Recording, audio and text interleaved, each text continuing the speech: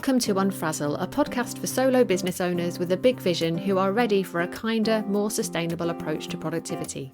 I'm Louise Miller, and each week I share bite-sized insights to help you step away from the hustle, stop faffing and stay focused so you can make your brilliant ideas happen and make a bigger impact in the world.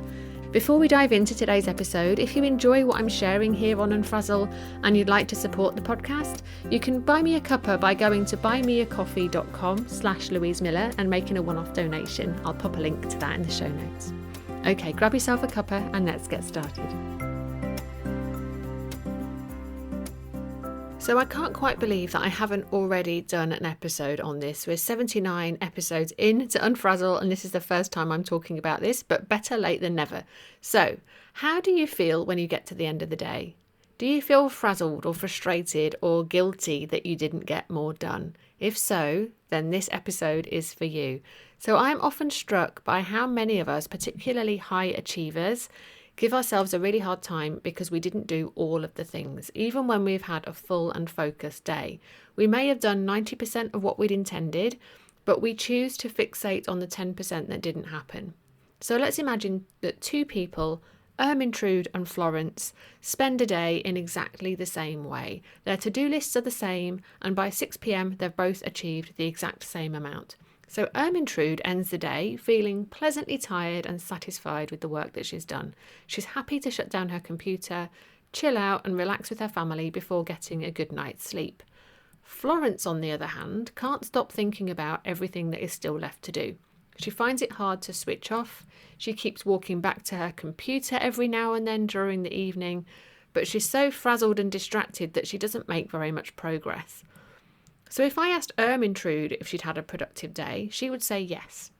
But Florence, berating herself for not doing more, her answer would be no. And yet they both did exactly the same amount of work.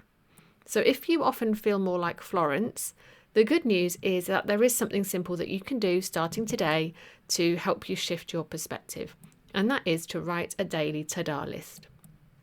So if you fancy flexing your positivity muscles, have a go at writing a to-do list for at least the next week, right? And here's what you need to do. At the end of every day, put aside your to-do list and anything left undone, and make a list of everything you have achieved that day. Allow yourself to bask in the glow of your own fabulousness. Give yourself credit. Focus on the positives, even if you've had a bad day.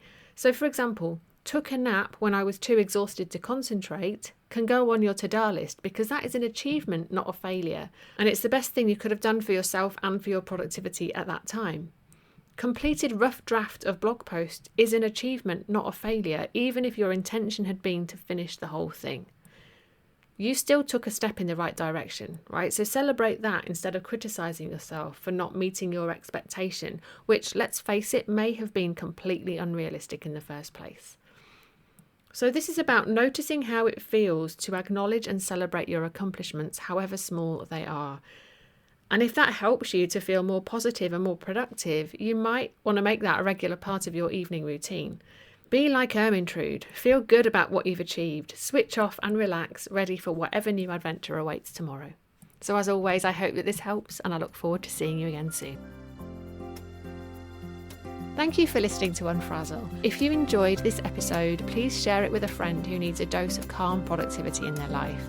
And I'd love it if you could leave me a rating and a review, as that will help more people discover this podcast.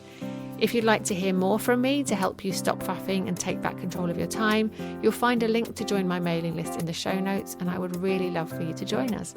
So thanks so much for your support, and I look forward to seeing you next time.